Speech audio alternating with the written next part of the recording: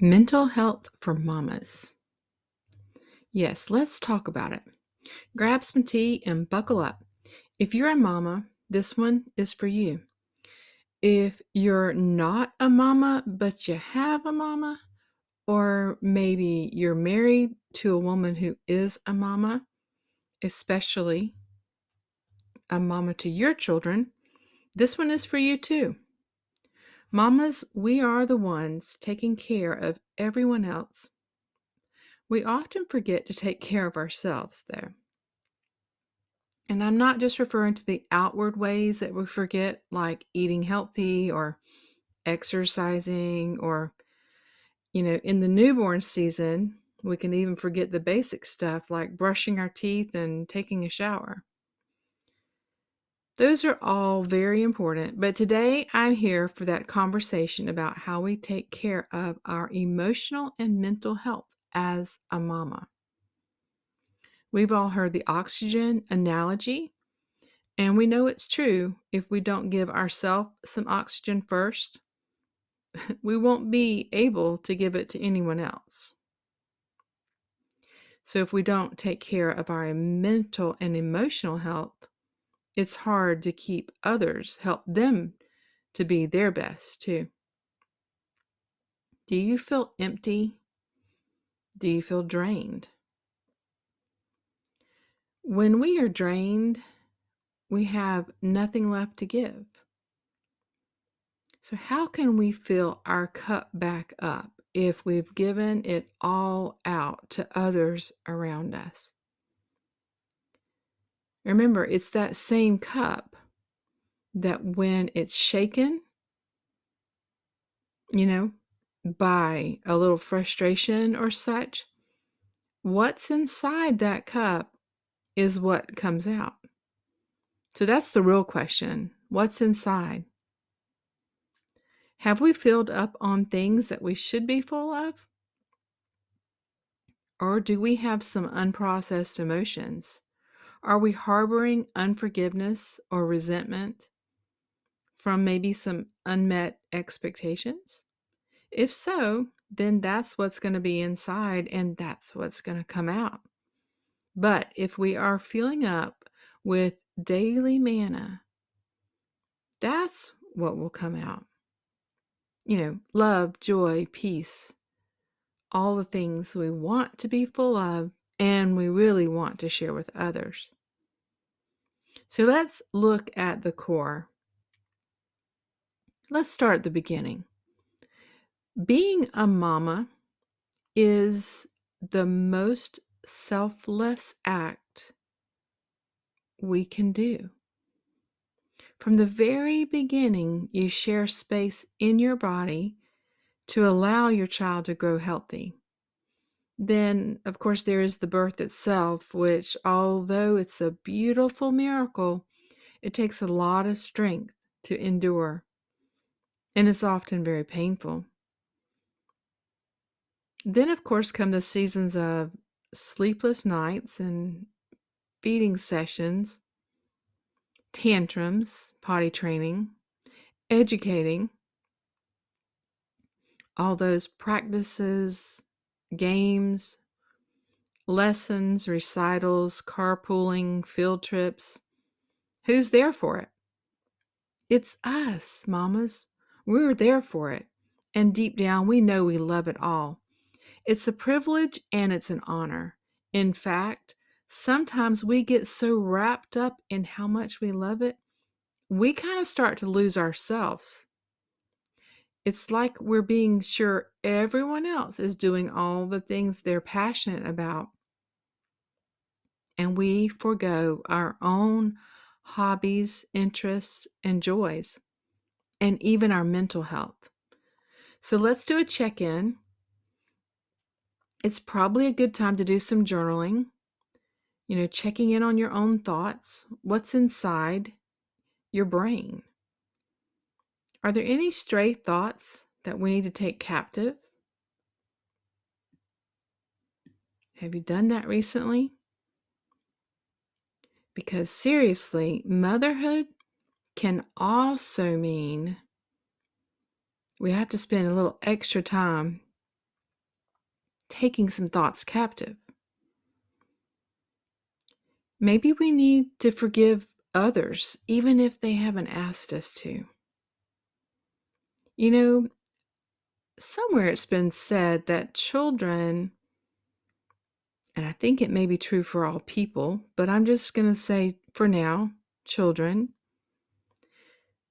will often share their truest feelings with the one they know loves them no matter what or how they share their feelings. I'm here to say, I'm pretty sure it's accurate.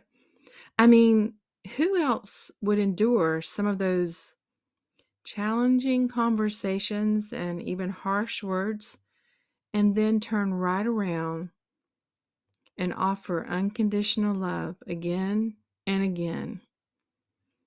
It's the mamas.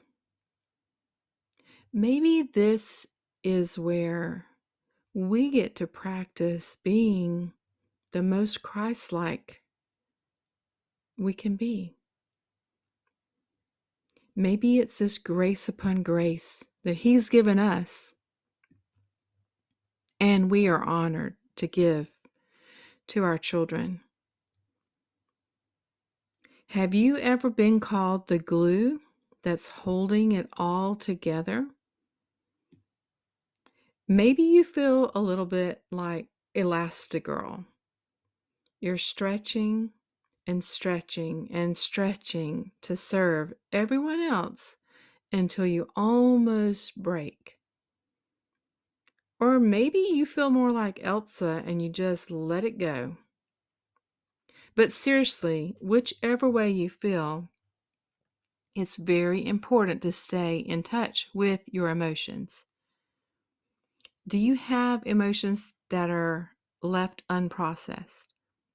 This is an important check-in also. Have you allowed thought patterns to become hardwired in your brain and now you automatically feel resentment or another tough emotion with a simple trigger like maybe a sock left on the floor? I know it seems silly, but those are triggers. And it's not really the sock, it's actually our thought behind the sock on the floor. You know, little thoughts, little sneaky thoughts like, why don't they put that sock away? Why do they expect me to pick up the sock? Why do I pick up the sock? Maybe I expect me to pick up the sock. Maybe that's the expectation I have to change, is my own. Which brings us right around to our self-talk. How do you talk to yourself? What are the things you think on about you in your core? Do you think you're doing your best? Do you tell yourself,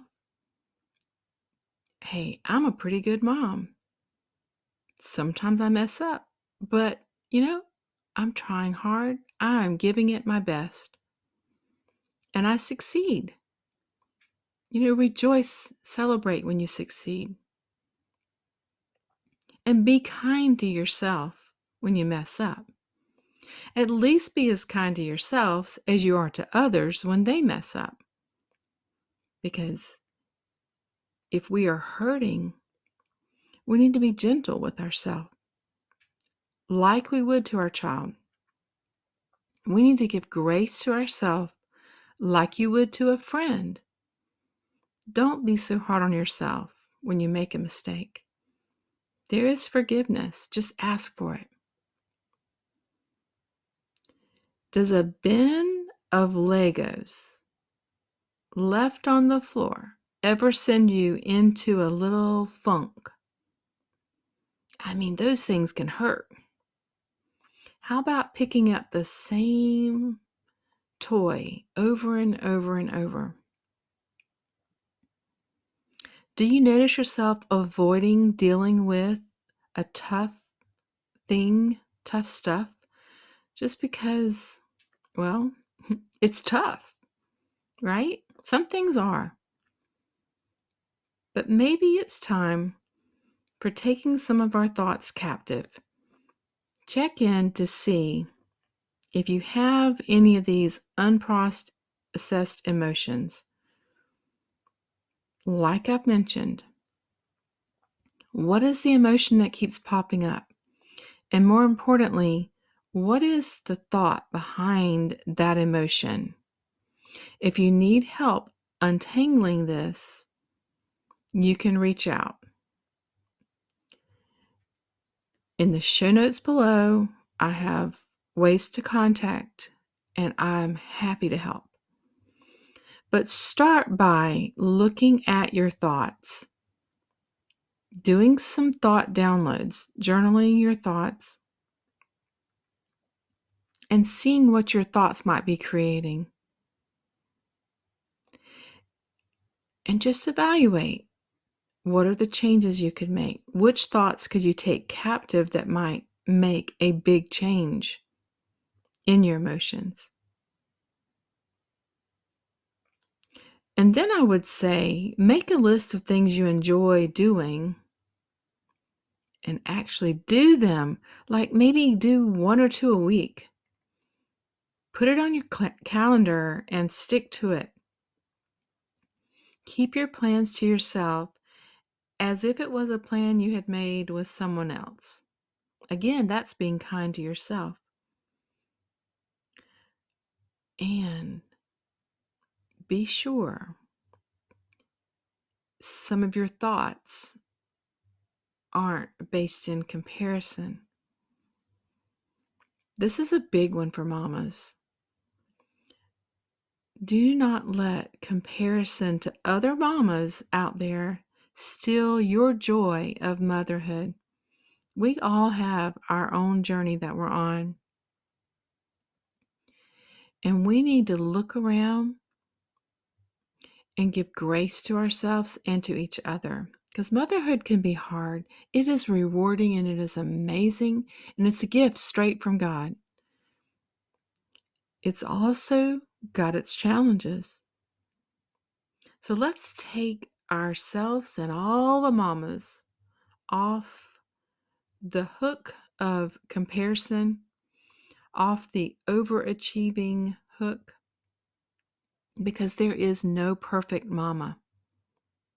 There's not even a recipe for how to make a perfect mama. No one has figured it out perfectly. If you can think of for just a minute the very best mom that you know on all the earth, and if you would take a minute and ask them, they're going to be real quick to tell you that they're not perfect. We mamas know. We know ourselves well. We know when we mess up. We know when we succeed. We all have things that we might like to do differently, or maybe just redo completely. But overall, the journey is so worth it.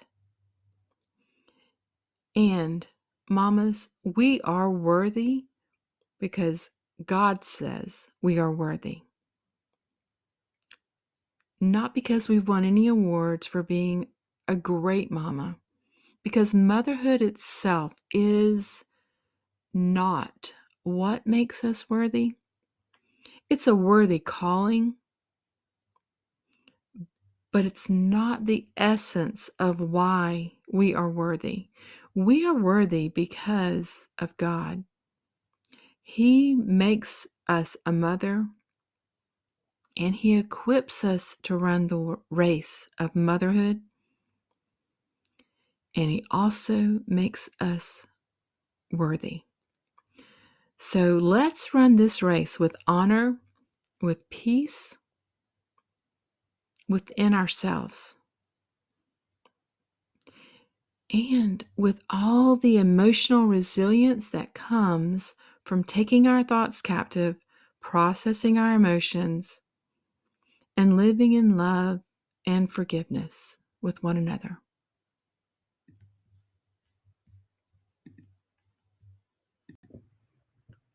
Until next time, this is my hope for you. You can find me at stephaniejohns.com or on the gram at the Hope Coach. You can use the links in the show notes below to apply for one-on-one coaching and to join my email list.